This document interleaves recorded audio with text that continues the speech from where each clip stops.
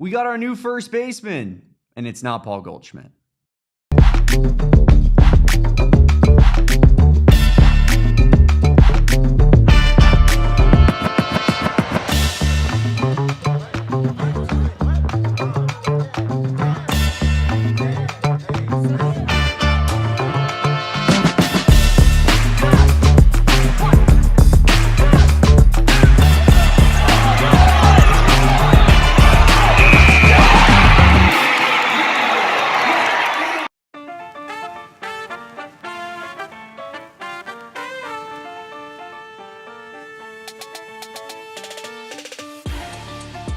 Welcome on into the PHNX Dbacks podcast, live from Studio K, presented by our friends over at Circle K. I am your host for today, and I guess the last day only. They're going to take me off the airwaves here and never let me speak on this show again, but I'm Damon Fairall. I'm Damon Dog. We are still waiting on the return of Derek Montilla. That will happen on tomorrow's PHNX Dbacks show. But before we get started on in here, ski to you all. It's good to see all of you in here. Excited to be talking with my buddy, Big Jake Franklin, about some Diamondbacks baseball, getting him in here in a second. We got Kevin Thomas on the ones and twos today because Kevin and I are inseparable. Anywhere that I go, I tell Kevin that he has to join me on said adventure, and he does not have a choice in the matter because I hold a gun up to his head and make him do it. But we appreciate Kevin for holding it down all week here on the PHNX Dbacks podcast. Thank you so much to the people here in the chat. Please drop a like on this video. Let's get this thing rolling as we get on in here. And we discuss the Arizona Diamondbacks and their new first baseman signing in Carlos Santana, former All-Star 16-year MLB veteran. We're going to break down the pros and cons of his game, and then the pros and cons of potentially not going after other targets, such as maybe one franchise legend in Paul Goldschmidt. But we do have Jacob Franklin here. We do have him ready to go. And we do have his triumvirate return to the PHNX Dbacks podcast. Good to hear from you, Jacob. And how are you doing? How excited are you to be on your favorite show? I mean, this is clearly my favorite show. Has been since day one. But, since I've left, it feels like maybe Derek has something against bringing me back. I don't know. Like, Damon, you're my guy here. You brought me back on and excited to talk some Snakes ball. Absolutely. Always excited to talk some Snakes with you, Jacob. And we make a big move in the way of Carlos Santana yesterday. The Arizona Diamondbacks were it felt like waiting for that first baseman move to come for a long time here in the offseason. It felt like that was the one that was bound to happen, right? You hear Derek Hall saying that the Diamondbacks were not done yet. And in that quote, he goes on later to say that we still are going to sign a complimentary first baseman. We might sign starting pitching help. We might sign more bullpen help. But one thing he did say is that they were going to sign a complimentary first baseman. So it seemed clear the priority at this point in the offseason was getting a guy to platoon with Pavin Smith. How do you feel about Carlos Santana being brought into this organization? I think a lot of fans have gotten used to some of the splashy additions that the front office has made over the last couple years. And so I think people are just looking for a little bit more. You saw Cody Bellinger being floated by the fan base a lot as, hey, if we're going to go spend, might as well spend on one of the biggest names on the market. But if you take a look at what Hazen's track record is here, they pride themselves on defense in this organization.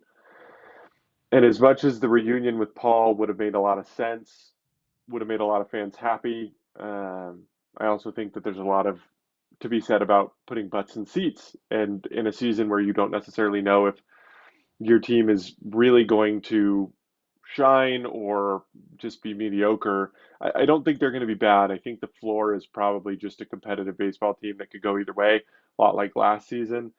I think that they had to prioritize getting somebody that matched what they were looking for. And you mentioned it yesterday. The baseball savant shows that Santana was a better defender than Paul was last year by leaps and bounds. They're both 40 years old. And if you're looking for a little bit of pop and some defense, that's what they were looking for. Yeah, you can see the Carlos Santana baseball savant here on screen, and obviously what sticks out to you is that defense, right? He might be 41 years old. He might be a 16-year MLB veteran with maybe not his best baseball ahead of him, right? Because the dude used to be a fantastic hitter, used to be a really, really good Major League Baseball player. There's a reason he's been in the league for so long, but he still brings it on the defensive side of the field. And that's one thing that Pavin Smith necessarily doesn't, right? Pavin Smith is not the big time defender. He's not Paul Goldschmidt in his prime, on defense. And while Paul Goldschmidt definitely has taken a step back on defense, he used to be that guy. Pavin Smith I'm looking here, he had -2 outs above average, according to Baseball Savant, and didn't qualify, but looks like he'd be somewhere around the 40th, 38th percentile in that range of fielding first baseman. So you're getting a big upgrade over Pavin Smith in the defensive side of things. And I think that part of the thought process here has to be that if you're in a late game situation and you need a defensive sub, that Carlos Santana can be a guy that goes in for Pavin Smith, no? Yeah, I absolutely agree there. I also think that maybe Hazen took a look at his lineup and he said, we've got Jerry, we've got Corbin, we've got Cattell, we've got Gabby. Are we really bringing in Paul for his bat? I mean, like, yes, Paul is a better hitter than Carlos is, right? Paul is objectively a better hitter. But is that really what this team needed at this point in time? Obviously, you take as many bats as you can get, but I think they had to take a step back and really evaluate what they were looking for here. They added Arenado in, who I think can get you 260, 15 homers, right? So now you've got an anchor there. You're hoping that ADC takes a step forward. Actually a little bit more concerned about that DH spot than I was about the first base spot. But I don't think when you're looking at this move for a platoon first baseman, you're not necessarily looking for somebody that's going to step in and be your 5-spot hitter. And I think that's kind of what fans are looking at here. They're like, hey, why didn't we go after the guy that hit 270? But if you take a look at some of the deeper numbers, obviously he's got a bunch of, a lot more red on the hitting side there on the Savant page. But I think that they needed somebody to come in and be a veteran, which is great. We know that Goldy was not an outspoken member of the clubhouse, even when he was here in his prime. That wasn't what he was known for. So, there's a lot of different factors here that I think that they had to take into account. As much as I love Paul Goldschmidt, I'm one of those guys that grew up watching Paul play. I think that there is inherently a decision that was made here to seek after somebody that was going to play defense and was going to stand in the clubhouse and be a leader. And I'll even add another, kind of accolade and superlative into Carlos Santana's belt here. He's the MLB active leader in walks, Jacob. The MLB active leader in bases on ball. And I think that is something that is extremely impressive. I mean, that's a statistic that is really impactful on baseball games. And if that's a guy that, even if he's not going to swing it like he used to, if he can just get on base, I think that provides value that, a lot of the other players that are going to be playing around our big three of Ketel Marte, Geraldo Perdomo, and Corbin Carroll, you almost just need guys who are floor raisers. That's what I kept saying with our guy Alex D'Agostino yesterday is, when you're talking about Gabby Moreno, when you're talking about Lourdes Gurriel Jr. and his return from his ACL injury, those guys become so important because they just raise the floor of the rest of your offense. You don't need them to be superstars. You need them to be above average hitters on a Major League Baseball field. And I think that Carlos Santana, he might not have the numbers that strike out at you. And you probably look at his season last year and go, well, that was fairly disappointing. But the guy can at least get on base. And that is more than for most of the people on this roster that are probably going to be making the back end of this team from a position player standpoint really can even hang their hat on, I think. Yeah, I would agree with that. I mean, they want ball players that come in and grind it out. Case in point, Jerry. I mean, that's what they want up and down this lineup. I think there's also something to be said about, can we put you in late in the game? You're not going to make an error, and you're going to give us the best at bat in a big situation. If we need to make an adjustment there at first base, if we need to put you in as a pinch hitter, are you going to come in? Are you going to give us the best result we can possibly get? What is the odds of that, right? Mm-hmm. And can we trust you when we put you in to also play defense? So yeah, I mean, I think for $2 million, I don't have a lot to complain about here, other than would have been nice to see Goldie in a D-backs uniform, but who knows? You never know. I don't think it's been rolled out entirely. I think I've seen Gambo say that it would take a lot to figure that out, but there's still possibly something on the table. Correct me if I'm wrong there, but I'm pretty sure that was the most recent statement that I had seen about the situation. I'm not losing sleep over it. I think this team still has a pretty strong lineup. I think it's one of the better ones in the National League. At this point, I'd rather dedicate more resources over to the bullpen. And if Paul was asking for more money so that he could start every day, I'm good with this. Yeah, I know I mentioned that stat there of him being the active leader in bases on balls, but I guess I wasn't so sure as to how much more he had than the rest of the field, Jacob. I'm looking here. He's at 1330. He has 1,330 career walks in his Major League Baseball career in How many 16 strikeouts? seasons. How many strikeouts? Looking here. Great What's podcasting. He has. Where's the K's? 1,500, 1,540? 1,500 career strikeouts. That's not. I mean, Yeah, that's a I pretty good mean ratio. that's 1-to-1 right there. Yeah, That's and so the next guy, the guy who is second place in active leaders of walks, Jacob, Andrew McCutchen with 1183. So he Woo. has over 1,500 more, or about 1,500 more than Andrew McCutchen, who's in second place. Bryce Harper's in third place. Paul Goldschmidt's in fourth place. Freddie Freeman's in fifth. Mike Trout in sixth. Juan Soto seventh, which that's ridiculous that Juan Soto is 26 years old and he's seventh in active leaders in walks.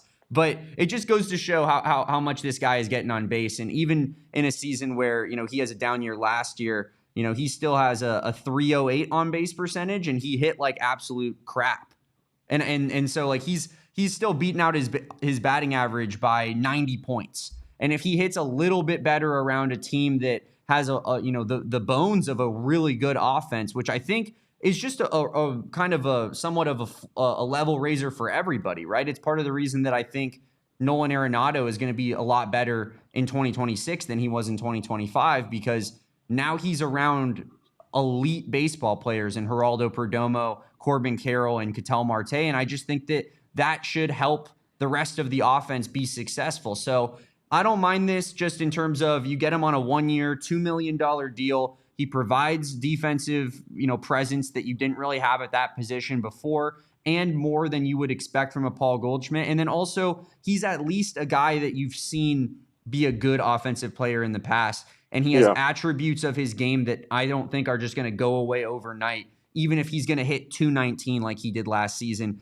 he factors in with 11 home runs, 54 RBI, a 308 on base percentage. Like, he needs to be better than he was last season, but he needs to. I do think that this is still a guy that could maybe help this team win some baseball games. We'll see. I mean, I think it's pretty apparent. What's the one thing that teams hate about playing the Dodgers? They take good at bats. Like, obviously they have $1 million, They're or the billion fact that dollars. They they're do cheating whatever. scumbags. They do Oh, everything my well. bad. They take good at bats. Yeah, that is the one thing. Yeah, no, they do everything well. It's always something I've wanted this team to do, but it feels like as we've watched this team in the past go through certain periods of time where they've struggled, it seems like they get themselves out a lot, trying to swing early, trying to force something, trying to hit for power.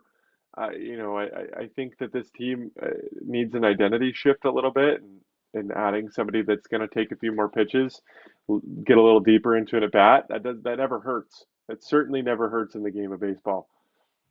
Yeah, no doubt about it. Kevin, if you wouldn't mind showing us the Paul Goldschmidt, maybe baseball savant here, and we can take a peek at it in reference to the Carlos Santana baseball savant. Obviously, a lot more red on the hitting side of things here. Paul Goldschmidt, not the fielder that he once was, but definitely a guy that can mash against lefty pitching when given the opportunity and when put in a little bit more of a platoon role. And then Carlos Santana, a lot more blue, especially at the top of that hitting side of things. But Definitely an above average fielder, one of the elite fielders, I'd say, in all of Major League Baseball here at this first base position. And so, yeah, I mean, not probably the level of hitter that you would have hoped for going into the season. Obviously, last year, we're talking about having Josh Naylor as the team's first baseman. And the year before that, it's Christian Walker, and all those years before that. But before that, it was Paul Goldschmidt. This team has had consistent production at the first base position for a very, very long time. And now we're going into the year with Pavin Smith and 41-year-old Carlos Santana. It's a little bit of unknown territory, uncharted waters for this team and this fan base from what we were used to what we now have at this position. I will say the disrespect for Tyler Locklear that's happening right now Dude, is unfounded. Tyler Locklear disrespected us when he had that performance that he did last season. That's He what I had would like argue. he got like 15 games, and everybody's like, "This guy's the worst person I've ever seen." Jacob, he had a Committing negative felonies against 1.1 our. WAR in 103 plate appearances. Give him a chance, Damon. Give him a chance. I feel like 116 plate appearances, 103 at bats, a negative 1.1 WAR, 175, 267, 262 slashing. I mean, like, I'm not saying that he can't turn it around, but what I am saying is that's a bad enough performance where I'm not giving you any ABs unless you go out there and earn them.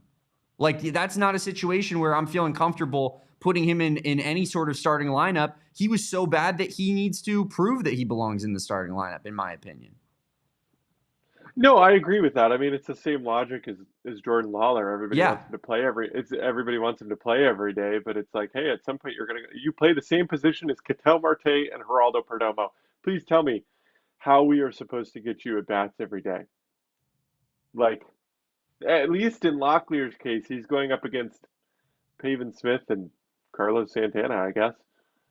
Yeah. I mean, there's a little bit more in the way of, or less in the way of competition there where Tyler Locklear can definitely carve out a role for himself and be undeniable. Whereas Jordan Lawler, yeah, he's in a difficult situation, but like this is not a charity case organization. You know what I mean? Like, this team is still, as Sure. much as maybe they don't have the ceiling that they maybe had last season with how complete the roster looked on paper going into last season. This team is still a team that is trying to compete. They're trying to make a wild card. They're trying to make a run with the star players that they already have in the building. And so we can't just be sitting there in the way of development, giving at bat after at bat to guys that have proven that so far they've been black holes in their spots in the lineup, whether it's Jordan Lawler or Tyler Locklear. But ideally, I think both those guys show you something next season and prove that they do belong on this Yeah. team. And listen, Carlos Santana, he's 41. I don't think that he's getting in the way of Tyler Locklear if Tyler Locklear starts showing some signs of life. I think that the D-backs would very happily be like, okay, then Carlos Santana becomes, the Evan Longoria of the team, where he's DHing a little bit, but he's mostly a, clubhouse guy, or maybe he gets cut, or maybe he gets traded. Like, I could see those scenarios happening, but it's going to have to be earned from one Tyler Locklear. Do you still have belief in Tyler Locklear then? I mean, I feel like I have to have belief in a lot of these guys just for the fact that you know me, I have to have hope going into the season here that at least something is going to pan out. You know, I think baseball is such a weird sport when you try and gear up for a 162 game season. You have to figure out, like, okay, what's important? And obviously, winning is always the most important thing. We want to go, we want to win the World Series. But in a world where the Dodgers are pretty much penciled in for the World Series every single year, it's like, all right, what's the next step to beating the Dodgers? And that's having some of this young talent start to pan out. I mean, you need it. The first time we beat them, you saw it. Corbin, Gabby, Jerry's starting to poke his head out as what he is now. Like, that was the first time that we wiped the floor with them. Those guys, they were figuring it out. So what's the next step? You're going to have Jordan Lawler, Ryan Waldschmidt, Tommy Troy, Tyler Locklear. I mean, really, I need to see Gabby stay healthy for a full year. Like, you're going to need some guys like that to step up because you're not competing with payroll. You're not going to go sign 5 starting pitchers at a 9-figure deal. You're just not. That's not how you're going to operate. And as much as their fans want to sit there on their pedestal and say, well, everybody could spend like this, it's not happening. It will never happen. It's just that's not the nature of the way that most of baseball operates. And so, how are you going to beat them? It's through the draft. It's through having young talent pan out, and we've seen it happen before. So I'm not saying it can't happen again here. I mean, it seems a little more bleak. We had some consensus top 50 guys in the system at that point, but I mean, Jerry was not even a top 100 player in baseball prospect rankings, and so I think it's doable here, and I think that they have some pieces that could really turn out. But going into the season, I'm not going to give up hope on a guy that I've seen at the plate 100 times.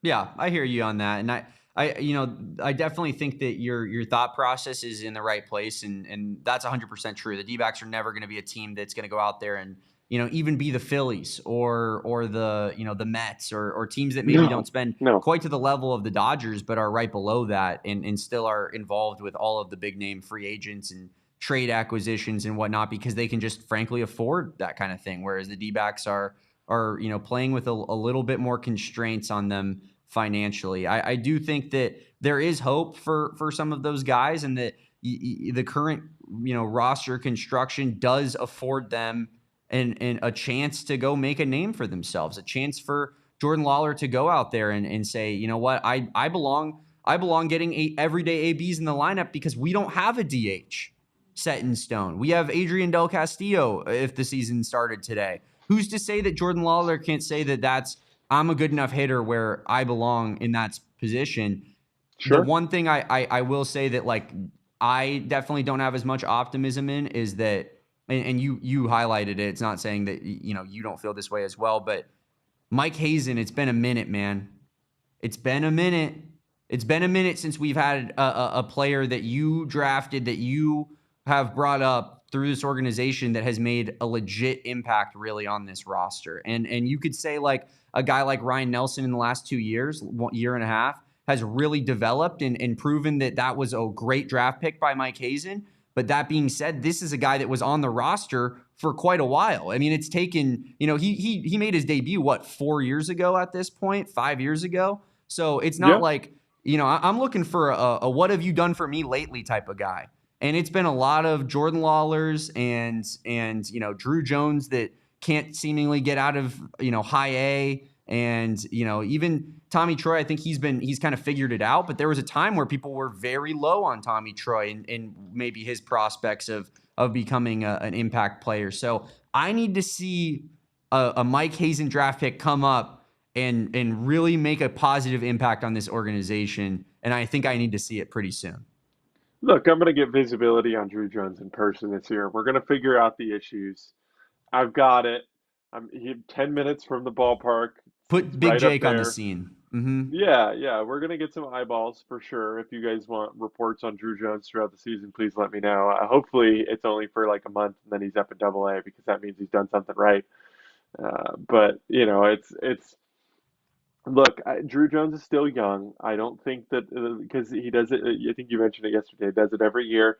The first 2 months of the season, he hits like 150, and then the last 3 or 4 months, he hits like 370. Yeah. And it all kind of levels out somewhere. I will wager to say, if you put Drew Jones on the major league roster today, he's the best defender on that baseball team. Like, I think he's a Gold Glove center fielder today. I mean, I think that's what the consensus seems to be around Drew Jones. He just needs to be a below average offensive player and he'll make the major league roster. Yeah. No, I mean, he won minor league defensive player of the year. Yeah.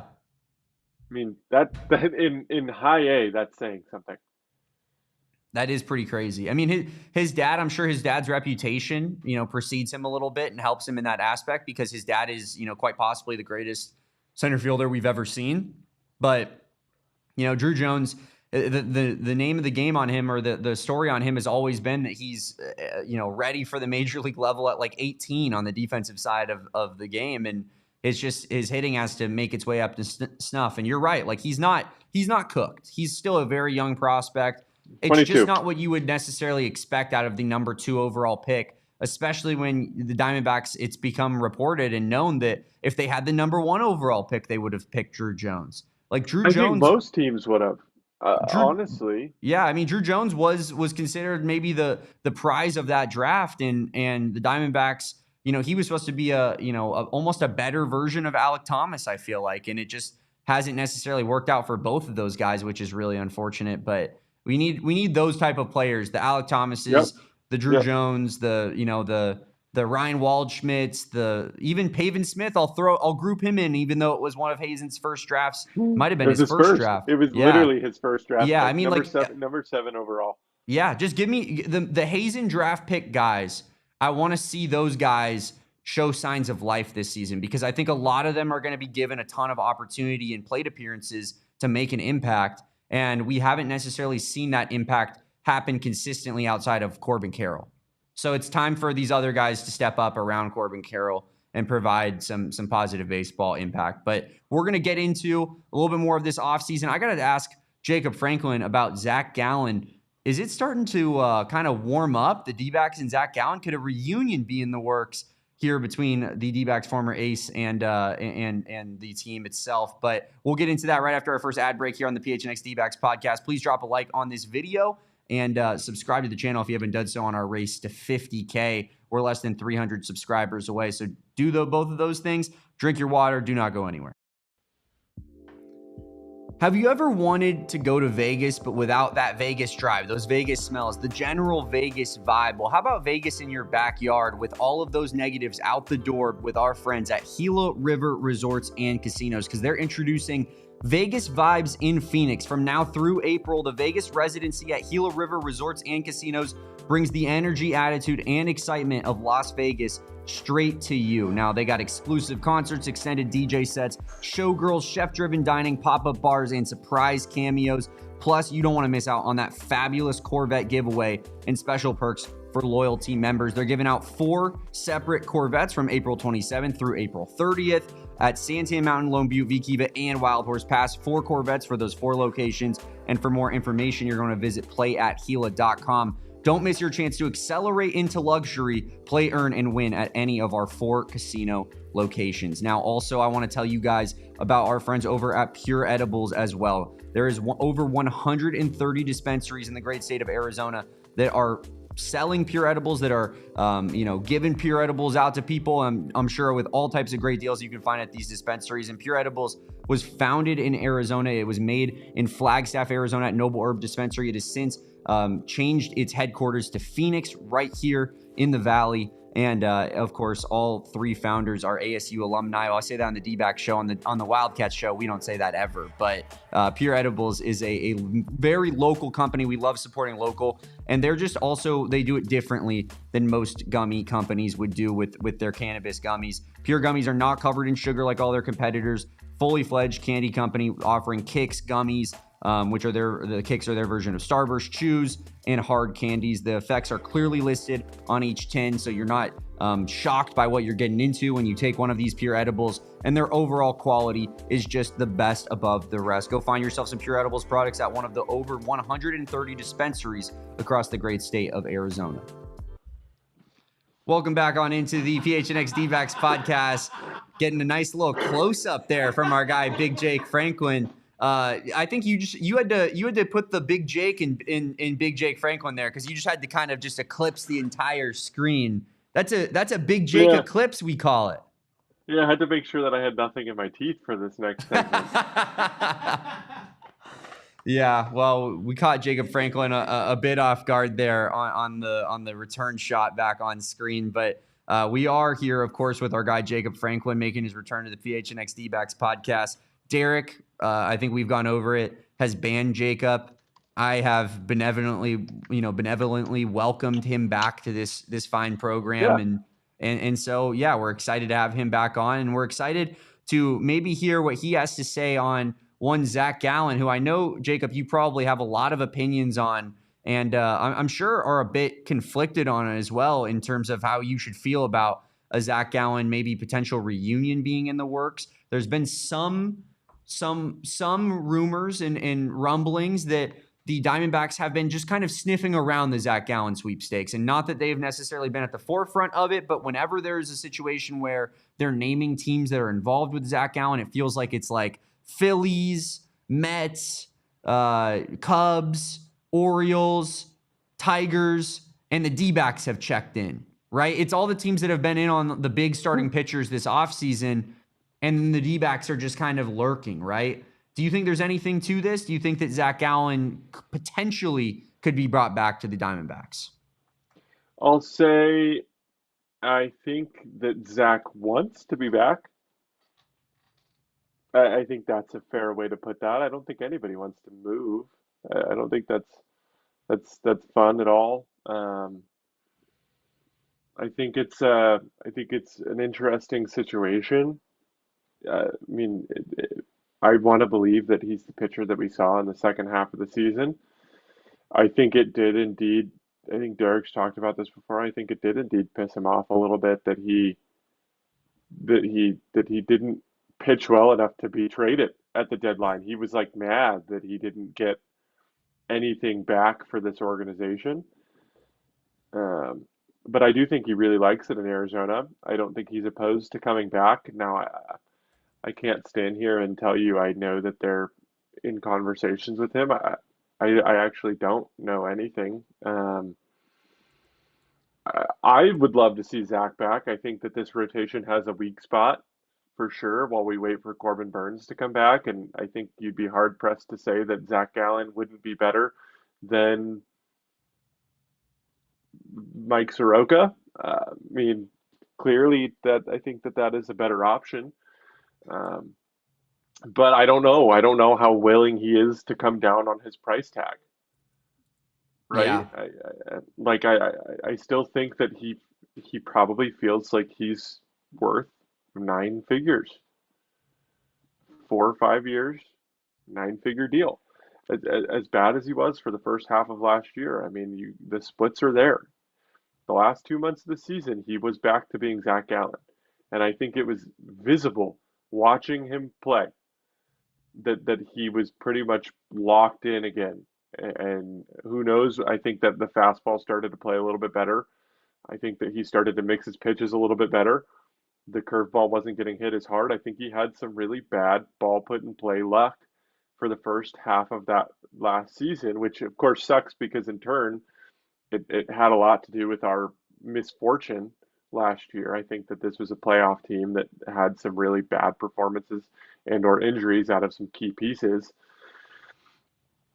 But here we are. I think the later, and this is where I'll go on record saying, I think the later that this gets, the more likely that it is that he's back. I agree with you. But we did mention it in the first segment that this team needs to be building through the draft, and if he doesn't sign here, the comp pick I think holds a lot of value for Hazen and his team. So I think that they're just weighing, hey, do we want a late first round pick, or do we want to sign a guy that we don't know whether or not we're going to get first half or second half for more money than we're willing to shell out right now? Yeah, the difficulty in that is that, you know, he needs to sign over a $50 million contract, right, for that pick to come about, and you're almost encroaching upon a difficult scenario where he could potentially sign a 1 or 2 year deal that's just under that threshold and screw the D-backs out of that first round pick. I think you still would get a second round competitive balance pick if I'm not mistaken, but it wouldn't be as high of a pick as that first round pick would be in essentially, you know, an extension of that first round. So that's what makes it a little bit difficult. And I think that almost incentivizes the D-backs to get involved if it's a shorter term deal, because you're not missing out on that first round pick all of a sudden. So does it just make more sense to try to bring back the guy who's been the ace of your team for, you know, about half a decade here? But you have a tweet here from Gambo as of I believe this was actually afternoon today. Yeah, this was about 20 minutes ago, Jacob, from Gambo, and he wrote on his Twitter account, the Zac Gallen situation is one of the most interesting I have seen in quite some time. He entered free agency with his representation, believing he could get a 5-year deal for big money. He remains unsigned. All indications are that he wants to be with the team by spring training. If he has truly run out of options, could see Arizona come in with a Jordan Montgomery type of deal, 2 years with a second being a player option. probably not at a straight $20 million value, would likely have to be for less or with a lot of deferred money. Arizona is already at or near at the top of their payroll for 2026, but Gallen is well liked by the Diamondbacks, so we will see. Lots of information there from John Gambadoro of Arizona Sports 98.7, and good stuff there. Basically just highlighting that the Dbacks are somewhat interested, that a potential Jordan Montgomery short-term deal with maybe a player option could be somewhat on the table for this team, but that it would have to be in a very unique and flexible way because the Diamondbacks aren't necessarily in a place where they can just go out and spend right now. You heard Derek Hall's comments from, I believe, last week where he mentioned that the D-backs lost a lot of money last season, and that was, not great for the organization. So I don't think that they want to repeat that in 2026, but I do think that there is almost a threshold of money here that we're talking about where they might just say, we have to get involved. We feel like we cannot let that opportunity slip because we think Zac Gallen is worth whatever contract might be placed in front of him. Yeah, I mean, I actually was curious while you were talking because that was my belief as well that his crew, I mean, Boris, so of course this makes a lot of sense. His crew felt like they could get a big contract. And everything that I had really heard about the situation was that before even last season, the price tag, because I mean, there was always talk that they were trying to ink an extension before the season started. I mean, this has been in process for 2 or 3 years, right? When Zach was at his peak, this team wanted to lock him in. They wanted to, but the number was always too high. Mm-hmm. It was always too high. And so I think that when he saw Dylan Cease go out and get what he got on the open market for really, really similar numbers, True. I think that's kind of what the holdup is. Is just he feels like he can get some money out there, but the later that this gets, I think we're seeing the trade deadline play out just again in free agency, where it's like, hey, we want you, but but what world do you think you're going to get 9 figures? And so I looked up Dylan Cease's baseball savant and I looked up Zac Gallen's baseball savant, and there's the difference in money. Dylan Cease's baseball savant is about as red can get. And Zac Gallen's baseball savant is about as blue can get. And so I think you're looking at the expected stats and saying, okay, no, he really did get shelled. There was nothing there to tell me that it was some bad ball luck. There's nothing there to tell me. And did he play better in the second half of the year? He absolutely did. Like, there's no denying that. But I think that there's some hesitation by some front offices when they say, hey, this didn't necessarily work out for us last year. And it, the writing is kind of on the wall there. So I think he needs to go out and prove himself. And I think Katie was the one. I think there was a couple people in the chat that said it, but he's certainly better than Erod, for sure. Yeah, So I mean yeah, that's not really much of a competition, but there's no doubt about it. I mean, I think Zac Gallen, I'd love to see if there was a way that we could see the baseball savant and just the post-trade deadline side of things, because I would venture to guess that it looks a lot better than, what it does over the course of the entire season. But there were also some cracks in 2024 as well of Gallen not necessarily being the elite pitcher that we had become accustomed to seeing. I know Jesse Friedman, when we'd have him on the show, we had talked to him about Zac Gallen and, just essentially should he be brought back with, the Diamondbacks, given the back end of the season that he had last year. And Jesse kind of outlined for us that BABIP, the batting average of balls in play, was honestly extremely low, and that he didn't think that it was necessarily sustainable for what Zac Gallen has shown at different points of his career. So, maybe it was a bit of fool's gold, a bit of him getting lucky in the second half of the season rather than being unlucky in this first half of the season. But yeah, I mean, I certainly would be interested for Zac Gallen to come back if it was short term, if it was pretty low risk. And I do think that he is better than a lot of the pitchers that we have in this rotation. Like I certainly, am not sitting there going Zach, Merrill, Brandon Pfaadt, Ryan Nelson, and then Erod is nuts, but it's definitely better than, what you look at when you have Soroka instead of Zac Gallen. So I'm interested in bringing back Zac Gallen. I know Katie put up there in the chat way earlier, Kevin, basically saying, did anyone catch Zac Gallen's comments out there at the Waste Management and how much the Valley means to him? We actually have those comments here provided by Blake Neiman, of course, and doing great work, Kevin's guy. And Blake Neiman got this video of Zac Gallen out of the Waste Management. It's very humbling. That's kind of been the constant thing over the last couple weeks. Is people have been like, "Hey, we'd really love you to come back," and I think people understand what Phoenix means to me, and we're calling. My wife is from here. I'm calling this home base now. So for us to be here would be awesome, and I think it's been really humbling that people have come up and for like me to come back, especially because I knew how the first half of last year went. We didn't make the playoffs and things like that. So it gives you chills that people are still wanting to come back and be a part of the organization and the franchise.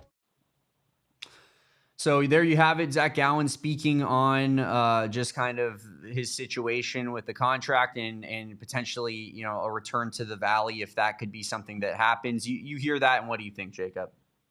I love it. You want guys that want to be here. I think there was a similar clip, not saying that they're the same echelon of player. Maybe at one point everybody thought that that Gallen was maybe on par, but Booker, the other day made the comment about he's trying to pave a legacy in Phoenix, just like Diana did, just like Larry did, and obviously they're not the same caliber player, but you always want people that want to be here. I think that has a lot of impact on a team that makes a run like 2023. If you have a team that's bought in of guys that want to be here, that want to be Snakes, then I'm all for it. If Zac wants to come in, as long as he knows that on opening day, if Merrill Kelly doesn't walk up out of the dugout first, we're going to have some words with Torey Lovello. We're all good. If he wants to be here and he's willing to make the sacrifice pay-wise to come back, then yeah, that's what we're here for. Torey would make him opening day starter, right? He made him opening day starter over Corbin Burns, brother. No, Merrill Kelly was still on that roster. I actually think Merrill would get the nod. I don't. I think Torey is just, he's an optics guy. He doesn't want to demote Zac out of the opening day role because he'd be like, oh, it's going to kill his confidence. No, I don't think Zac's that guy. I actually think Zac is such a nerd that he's just give me the ball and I'm going to go out and pitch. I think he's so focused on his thing that I don't think that would bother him. Well, I would be a good problem to have to debate who should be the opening day starter, because as of right now, it's not really much of a debate whatsoever. I guess you could argue that maybe Ryan Nelson would be the guy that actually deserves to be the opening day starter, just given based off of performance the last 1.5 seasons. But I don't think that from a overall body of work standpoint that he's earned that. No, I would agree. I think at this point in time, it's Merrill. He's beloved in the Valley. He's probably the best pitcher on your roster. I think Ryan could be better than him? And maybe, heck, I actually believe fully in Brandon Pfaadt making a resurrection after whatever the heck we just witnessed last year. But I think as it stands right now, Merrill's going to go out there on opening night and shove against the Dodgers on their banner night on national television. I just think that if I had to choose between him and Zac going out there and doing that, I have much more confidence that Merrill's going to give me 6 shutout innings than Zac in LA banner night on national television. Yeah, I agree with that. I agree with that. I also think Corbin Burns should have started on opening day last year over Zac Gallen. I'm sitting here trying to get into the mind of one Torey Lovello, and sometimes you don't even know how that guy is necessarily thinking. But I know that me and Jacob are big time Torey guys. So I'm just making you have to remember, nobody knew what Zac was going to be in the first half of last year. Obviously, Corbin Burns is a better pitcher, but at the moment in time, you really thought that you had a 1A, 1B type situation. Yeah. You thought that Zac was the guy. You thought he was on par with Corbin Burns. And so I had less of a problem with that decision. And so, obviously we're not going to go back and rehash that out, but I certainly think that I would have more of a visceral reaction if Merrill is not the opening day starter this year.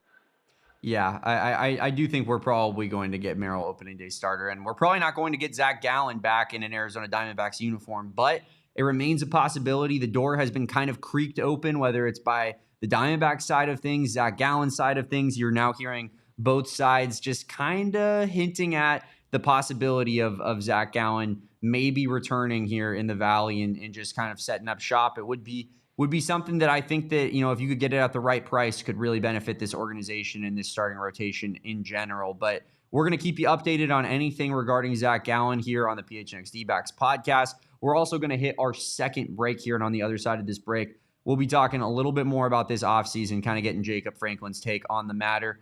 Do not go anywhere. Leave a like, subscribe to the channel, drink your water. We are in the great Studio K, sponsored by our friends at Circle K. And of course, Circle K is a staple of PHNX sports here and just the state of Arizona in general, right? Because Circle K, I think, Kevin, is the one business that I would say is most synonymous with this state, and for good reason. There's a Circle K, any direction, you could throw a rock and you could hit one. I always say that, but it's really damn near seems true when you're talking about the sheer amount of Circle Ks that there are here in the Valley, in Tucson, and all throughout the great state of Arizona. And the Inner Circle Rewards membership program is here to save you guys money. Now, this is America's thirst stop. It's Arizona's thirst stop. And if you're not an Inner Circle Rewards member yet, you are just leaving money on the table. It's a free membership program, so easy to download and get enrolled. And then you just plug in your phone number at the pump every single time, and you're there to save on gas. Of course, if you want to take it inside the store, save it on meal deals, snack deals, all types of drink deals. They have those options as well. The Inner Circle Rewards membership is just here to save you guys money. 25 cents off per gallon on your first 5 fill-ups at the tank, then 3 cents off per gallon every time you fill up after that until you hit premium status, and you get 5 cents off per gallon. So go join that Inner Circle for free by downloading the Circle K app today. Terms and conditions apply at participating locations. Visit circlek.com for details.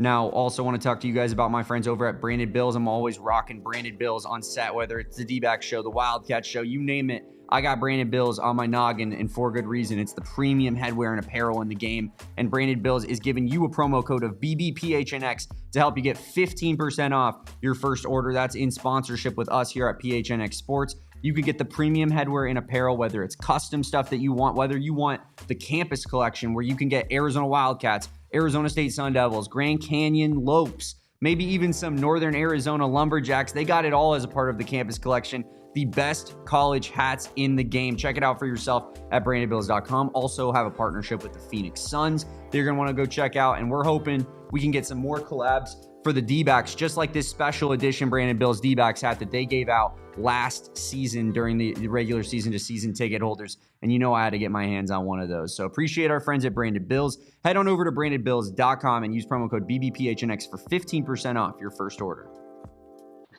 Welcome back into the PHNX Dbacks podcast. This time, Jacob Franklin was ready for the transition back, not checking the teeth in the camera there. But Jacob, you brought something to my attention earlier in regards to the Los Angeles Dodgers, and also I want to shout out Cesar's comment here in the chat because I 100% agree in regards to opening day with Merrill versus Zac.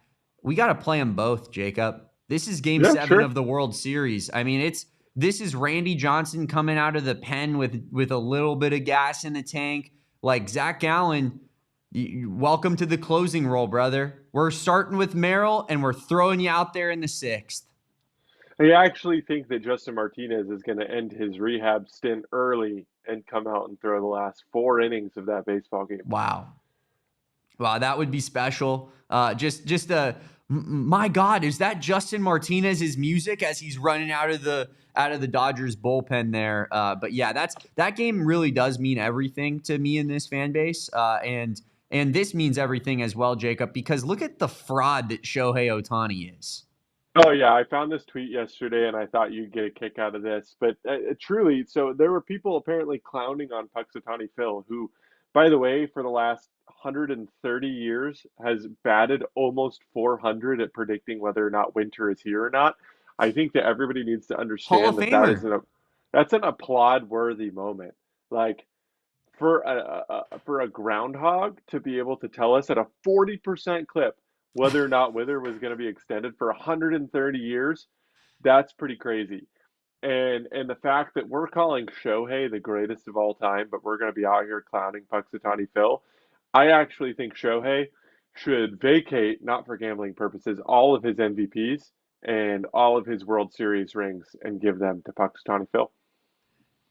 I mean, that is a movement that I can get behind and that I honestly want to become one of the leaders of. But Kevin, I'm going to go ahead and read this one for our audio listeners because we do have a lot of audio listeners that we love on the PHNX Dbacks podcast. Shohei Ohtani, 282, greatest of all time. No one like him. Best to ever do it. Punxsutawney Phil, 390, fraud, washed. No one believes him anyways. I mean, it's a fair point. We're getting GOAT talk for a guy hitting 280, but when a guy hits 390, he's a scrub? Yeah. I mean, like, you tell me if it's going to be 6 more weeks of winter. You probably couldn't. I couldn't. I couldn't look at my shadow and tell you that there was going to be 6 more weeks of winter. Like, that's impressive at a 40% rate. I don't know, man. I feel like we're missing one of the GOATs of our generation here.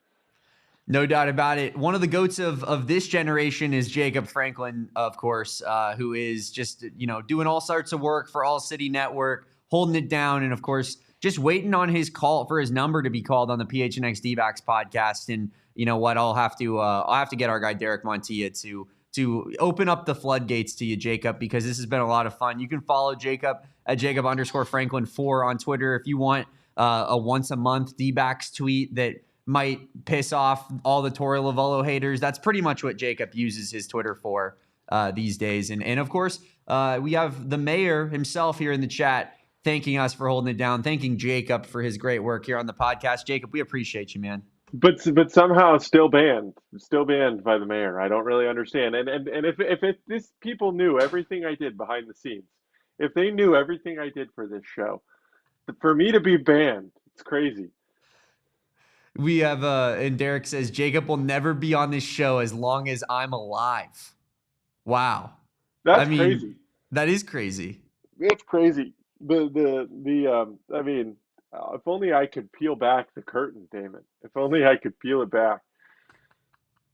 And then, of course, we have Katya from DLLS saying that Jacob needs to be on more often.